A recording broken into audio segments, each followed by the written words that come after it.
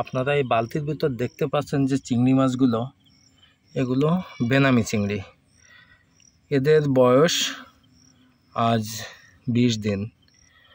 আমি পরীক্ষামূলকভাবে এই বেনামির বাচ্চাগুলো আমার একটা বাগদা চিংড়ির ঘেরে ছেড়েছিলাম। সেখানে অবশ্য লবণ জল ছিল, লবণ জল থাকার জন্য এটা পরীক্ষামূলকভাবে ছেড়েছিলাম।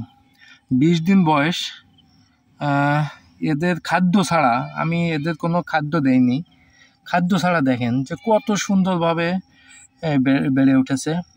আমি তো খুব খুশি যে আমি যেটা ভেবেছিলাম সেটাই হয়তো ঠিক হলো, যে এদের ডেনসিটি কমিয়ে যদি এদের চাষ করা হয় এবং সাথে যদি খাদ্য দেওয়া হয়, তাহলে এরা ওষুধ ছাড়াও বা প্রচুর পরিমাণে খরচ ছাড়াও এদেরকে বড় করা সম্ভব।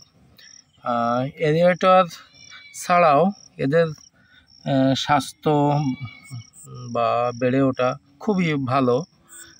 হাত দিয়ে উঁচু করো, এটা হাত দিয়ে উঁচু করো, আমি একটু সবাই একটু দেখাই হাত দিয়ে যে কত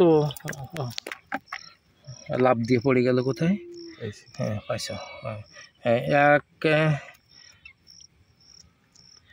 একটা জাল খাপ দিয়েছি।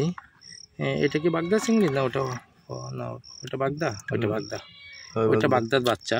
দেখেন বাগদার বাচ্চা 1 মাস বয়স, আর এ হচ্ছে এই একেবারে সুন্দরভাবে বেড়ে উঠেছে। মানে আমি যেরকম আশা করেছিলাম তার থেকে অনেক ভালো, অনেক ভালো।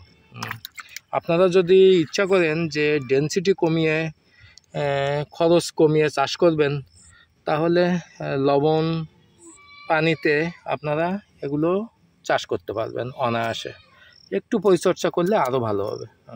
ধন্যবাদ।